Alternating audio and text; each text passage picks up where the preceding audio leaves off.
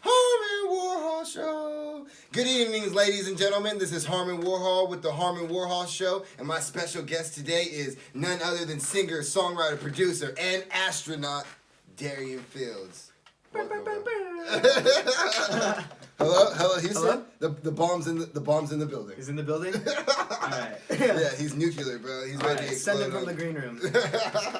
So yeah, we got the phones. We're over here in his lovely house. He's able to invite me in, and I appreciate you, bro. Yeah, of course, Thank man. you for letting me into your house. Yeah, thanks for sliding, man. So earlier, we went and did some music shit. I laid a little verse down. We shared some beats, and I'm looking forward to making music with you. You're a very talented artist. Thank you so much.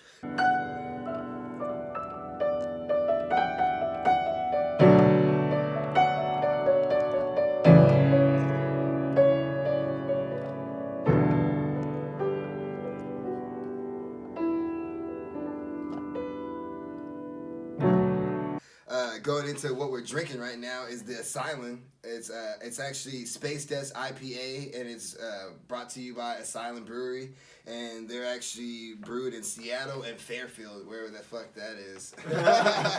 But great beer. He enjoys the IPAs. I'm actually about to open another one. You know what I'm saying? It's magic, baby. It's magic. You know what I'm saying? Rings and things. Rings and things. I actually didn't drink it all. Word. Send some more, Asylum. Send some more. I love it. It's a tasty beverage. Why do you enjoy IPAs? I think because it tastes better. Like, I don't know. It's kind of an acquired taste, right? Like, yeah, it's bitter. When I first started drinking it, I was like, oh no, I don't really like this that much. But I felt the same way about like coffee, and I drink that all the time now too. Yeah, it's so weird because like a lot of people who enjoy beer, I know they enjoy coffee too. Yeah, they enjoy that bitter taste and just that flavorful. Like if you have a really good, strong brewed coffee, like with a lot of flavor, and like you can tell like you enjoy it more than like, a regular coffee from like McDonald's or some shit. Exactly. Like No, I think there's a huge difference once you. Yeah, you can definitely taste the difference in Asylum Brewing. Go ahead and visit them at www.asylumbbrewing.com. So anyway, on the next tip, I'll put up a clip right now. We got this painting right here, very simple one that DARiEN had up in his house, and he chose it. And I said, "Fuck it, bro." Like, I mean, I know if it's not a local artist or nothing, but it's kind of cute, bro. It might be a local artist. I got it at a thrift store. Yeah. I don't know. It's two chocolate bunnies, you know what I'm saying? I appreciate it. I know that he's not racist now because it's brown bunny. But yeah, you know what I mean? He's totally with the brown pride, and I feel it with the bunny shit, you know what I mean? It's very cute, you know what I mean? Is it Easter? Is it just a regular day? You know what I'm saying? Who knows? I like the eyes, definitely. That's what I was going to say. The detail in the eyes. That's probably... You can see the sparkle on both of them, you know? Yeah. How much did you pay for it at the thrift store? You know? Probably like 96 cents. Okay, 96 cents. Yeah. Yeah, that's what's up, bro. Yeah. Yeah, that's a cool little painting. It's done cool, bro. It's like they didn't try, but they tried. You know what I mean? Right. Like they're a good artist who just threw something together. Yeah. So it was kind of cool. I appreciate it and I look at it. I like the wavy, like... I don't know, the motion, the motion that they did, like circular. It's like fucking Jackson Pollock in this bit. No, I'm just kidding. No, but it's dope. Yeah, it's cool. Dope. So go ahead, it's an art piece. Go ahead and check it out. Go to your local thrift store and pick some art out. You know what I mean? You get some random shit put in your house. I can't stand bare walls. This nigga got shit around his walls. You'll see the clips and shit. But yeah, we'll go ahead and put this away now, man. I don't want it in the way. But yeah, so anyway, going to DARiEN Fields, you can go ahead and check him out, man. He has his projects out. Let me go ahead and say these two projects.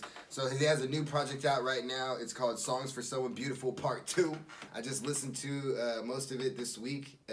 I really enjoy it, man. And that's like the one thing I really enjoy from him because he's into the hip-hop scene and he brings like a different element. You can go ahead and go into it, but he actually can play instruments. You can play the guitar and the piano, Yeah. right? Yeah, and it actually transcends, you know, the music a little bit, because when you see him perform, he's automatically different. You know what I mean? He's bringing a different element, especially from Stockton. When we from Stockton, we're very aggressive, and then, you know, when DARiEN, you know, slows it down for the ladies or just for, you know, the mood and shit, and he has a different perspective and vibe. You know, it's very inviting. So, what are some things like? I mean, just bringing that. Like, for songs for someone beautiful, like, where'd you come with that? Like, man, so the idea for that was like I was going through this like phase where I was making all these really cool lo-fi jazzy hip hop beats, and I just happened to be like coming up with like love songs over them. Yeah. And the moment I had like 3 or 4 of them together,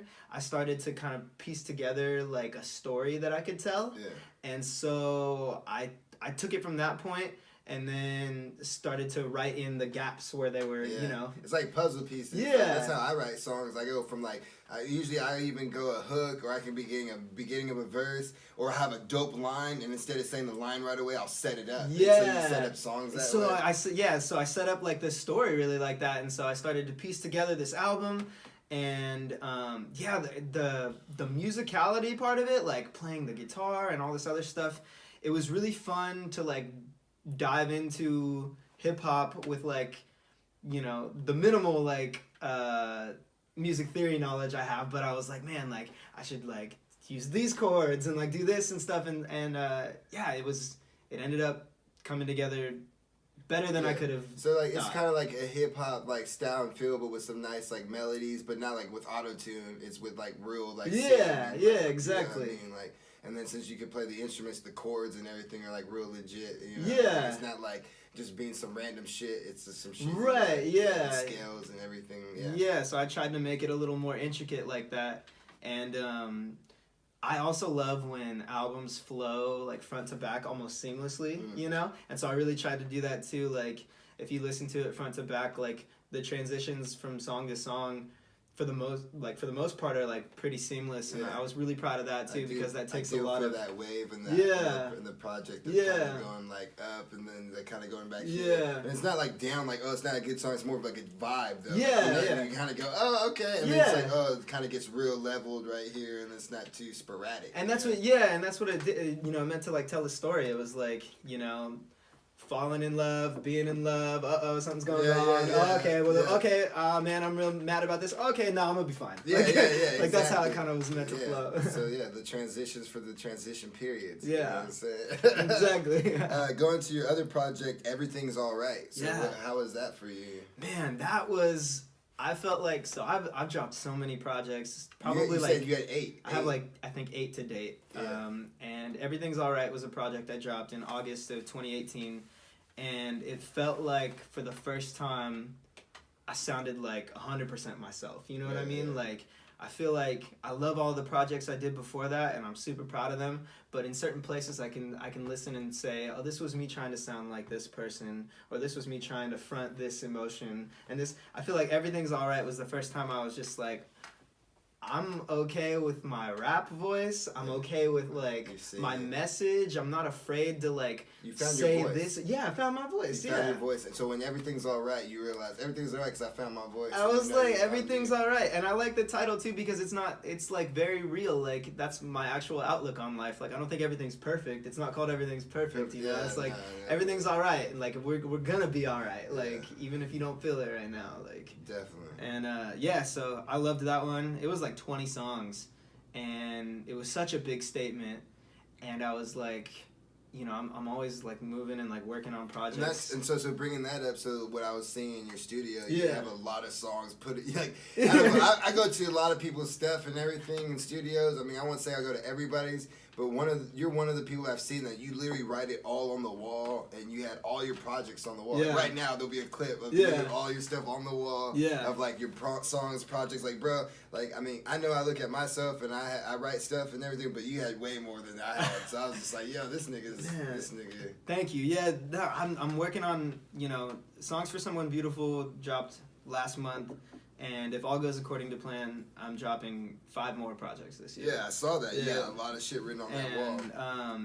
they're all EPs though. So I think the biggest thing for me was like Everything's Alright was a huge album statement, you know, like a really big thing. And for a while I was like, man, I feel like I said everything I need to say. I don't know if I want to say anything anymore. Your memory bank I was your database. yeah. For a second I thought that, and then the more I started to like, you know, just not get in my head about it and just continue writing, I realized I had these smaller bite-sized emotions and stories and things I wanted to tell and like convey, and so I organized all those together, and so I should be dropping 5 more EPs this year. Okay, cool. And then what about Young Astronaut? That was like a one earlier. Yeah, that was one earlier. That was in December of 2017.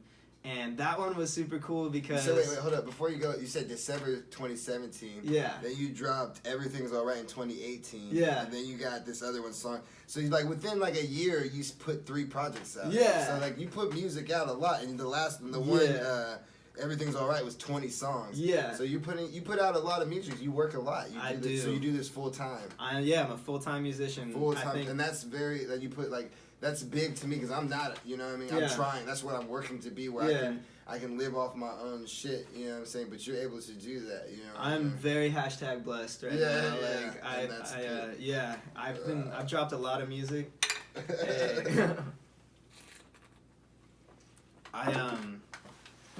I lived in, well, we can talk about this maybe in a second, but I lived in Nashville, Tennessee for a year after I graduated college. Okay, so let's go into that. So what made you go over there? So I graduated from UOP in 2015. Okay. And I'd always wanted to live in Nashville. It's Music City. You know, it's like the songwriting capital of the Juicy US. J, Justin Timberlake, Elvis Presley. And so many people, dude. So many people, man. And so I was like, man, like I've lived in this Stockton, 15-mile radius my whole life. Yeah. I was like, I kind of just feel the itch to like just go somewhere else. How long did you live out there? For a year. For a year? Yeah, so I lived out there for a year, and I was working, I worked a payroll sales job that I really hated, but I'm grateful for it because it allowed me to be out there. But ultimately, I didn't really like that job enough, and it was really taxing on me. It was, I don't know if you've ever done sales or I did. I worked at Foot Locker. It's tough. Yeah, bro, there's a lot of pressure. Foot Locker, bro. I was assistant manager over at stores. Some. But we was in fucking Indiana, New Albany, bro. I was selling. I was fucking leading that shit, bro. But go ahead. Yeah. Oh yeah, no. And so it's just I think I got by the time a year was up, the lease on my apartment was up. I really just was analyzing everything, and I feel like I got the experience that I set out to get, which was I wanted to shake 1 million hands, I wanted to write 1 million songs, and then at the end of the day I was like, I miss my family and my friends. I have 2 younger brothers, and they're all back here, and I was like, all right, I think I have a good game plan for when I come back. So I moved back. And since I moved back was when I dropped, 7 out of the previous 8 projects. So, what was your experience out there? Did you do shows out there? I did shows, yeah. I played as much as I could. I shook as many people's hands as I could. So, was it trippy, though, for you to, go in Stockton and your hometown friends and everything, when people hear you play or sing, because you're doing music there. Yeah. And they're like, oh, this is dope, but you can only take so much, that criticism. Yeah, because it's When you go to Tennessee and play, and then someone says, hey, yo, your shit's tight. Yeah, it was these guys owe me nothing. They they just said that, because, it was super cool. I was received very well there, but I think the big thing though was geographically, it's so saturated. You know what I mean? There's so many artists there. Well, it's Tennessee, yeah. Well, same thing in Stockton though, but it's different because you play instruments and shit. Tennessee, I feel like there's a lot more motherfuckers playing fucking guitar, playing piano, singing. Everybody you met was from out of state. Moved there because they like to play guitar and sing, and wanted to make it too. And so I was and then just analyzing the way the music industry is now, everything's online. The reality is you don't have to play a single show if you want to blow up. You know what I mean? Yo, to the world right now. Hey, you do not have to fucking... Yo, the internet exists. The internet is real. The internet exists. Don't believe what they Phones are wireless. And you do... Bro, the internet... Put your shit on YouTube and blow the fuck up, bro. Dude, I mean... That's real though, That's right? really- like I it's mean, real, like it's if this had been like 1960, like Then you I have to would play pull- shows. yeah, like yeah, that's where you how get it works. discovered. Yeah. But nowadays, it's like I remember trying to book shows when I was living in Nashville, and one of the questions venue owners would say was, "Well, how many followers do you have?" Yeah, that's You know what I yeah. mean? And I was And like, you're, like, man, disgusted. I didn't know Yeah, like, that yeah. this is what you were basing that off of. Like I could have done this shit and stuff. Yeah, Well, yeah. yeah, so I was like, man, like maybe I need to regroup and like Yeah. figure out a different plan. And I was like, well, I write songs all the time. What's to stop me from just dropping them all? like, yeah. so that became my plan, and I moved back here. I worked for the first like 2 years that I moved back here. I just recently quit my job last June. Okay. And because I finally got to a place where I was making enough money from my music. But yeah, I just started dropping music as soon as I could.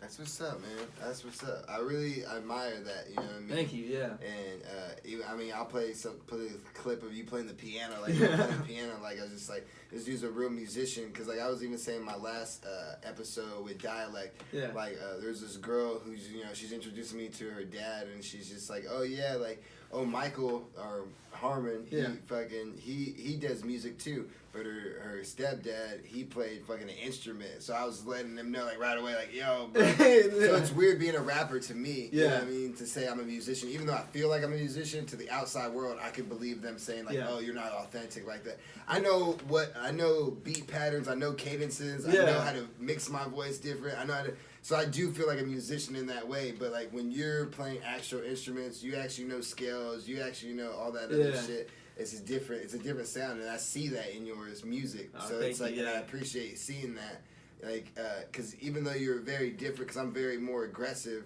I see your music and I'm like, man, you can bring in a different crowd and a different person than I can't. You know what I'm saying? Even though I can go there sometimes.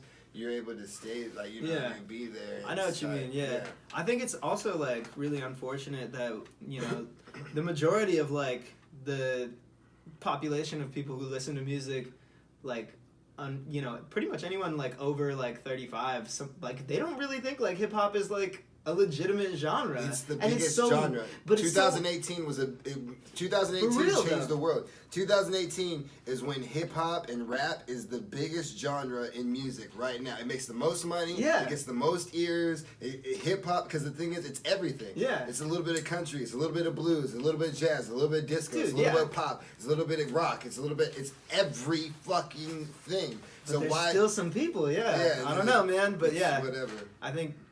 Yeah, I think that's interesting though, that there's still so many people out there who feel like that. Yeah, and then so what continues to motivate you, bro? Like that's the one thing. Like what continues to like make you keep going? You've been doing this for how many years? Dude, I've been playing guitar and singing since I was 16, so that's 9 years. I'm 25. 25. So that's 9 years, almost akin to 10. You know what I mean? Yeah. What continues you to keep going, bro? Because I mean, I definitely have doubts in myself, but I keep going because I have the positive influence and inspiration from other people, but also my own motivations and my own things that fuel me. I think the biggest thing for me that keeps me going is like recognizing and like sort of celebrating like small victories. You know what I mean? Like I think it's really overwhelming to look at, especially if you're trying to like make a career in something artistic. It's really overwhelming to look at like this huge global picture of like, wow, like there's like it's really difficult to make a living as an artist, like because selling paintings is really hard, or it's really difficult to get like clout musically, or it's really like all of the big picture. It's really like scary to look at it. It's very scary because it's not guaranteed. Right. And so I think for me, like I've started to really just like take into perspective and like be grateful for like the smaller victories that I have. Like every royalty check like that I get from like Spotify, no matter how big or small it is, I'm like, yo, like enough people, because I mean, it doesn't, I don't know if you know the breakdown, and I don't know the exact, but I think it's like 0.0001 cents, like is like per play on Spotify. So like the amount, to get that much money, it's like, this isn't just my friends. Yeah, like just to get $20. Yeah, it's like, this isn't just my friends listening to my music. Like, this is getting streamed a lot. Like, there's little small victories, and I've had people like random people I've never met like send me messages on like social media and be like, hey, like, you know, your song, like, you know, Ocean or whatever, like really helped me like get through some stuff. Like people that I just like never met. That trips me you know? out, bro. Like, cause I don't have too many of those because I usually reach people I've usually met like within that city. So even if they do reach out to me and like, you know, get to me, I'm like, oh, okay, that's cool. But every now and then there'll be some random motherfucker in Mississippi that they heard my music and they'll hit me up on Instagram and follow up and they're like, hey, yeah, bro. Like I had one song back in the day and they're like, yeah, me and my college buddies used to drink and and we used to pregame to your song. Dude. I know you took it off. Can you put it? I'm like, yo, what the fuck, bro? Like, I touched somebody in the middle, like, of nowhere, and you're like, it trips you out, motivates you. And it feels so, yeah, exactly. And it sort of helps me realize, like, especially being a full-time musician, it's really easy to make my goals, like, monetary and, like, you know, like, all right, like, I gotta play enough shows that I can make rent this month, or, like, all of this other stuff. And obviously, like, that's important, but it's really cool when something like that happens because it reminds me, like, why I started doing music, because that's what it did for me, you know. It was like, oh man, like, you know, this album helped me through this, and like, you know, I want to be that for somebody, and to know that is happening or has happened, you know, even if they don't reach out, like that's a big motivator for me. So going into that, like, what are your short and long-term goals?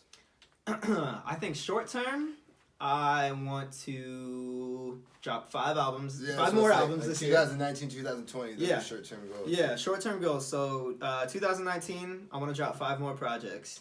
Whew. And you hear that, bro? That's 5. That's 1, 2, 3, 4, 5. Yeah, so that's my 2019, 2020. I think 2020.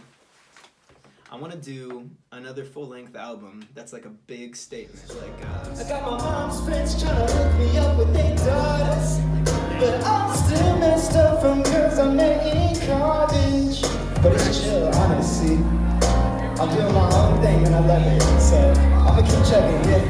It's been a long time coming. It's been a long time coming. Keeping that in my money, 'cause they always want something. Why do they always want something? Man, these girls are out here looking. I just been out here looking to go 8 to 9 songs in a day, and I pray every day, man. I'm high up here, it's no joke. I'm reading the theme of the NFL, so real. I've gone over and over it like a phone bill. The part where she says my name, I get a cold chill. Or like an empty briefcase from Howie Mandel. No deal, you're not here. I'm riding, burning through the city in my father's jersey that I used to put on Sydney.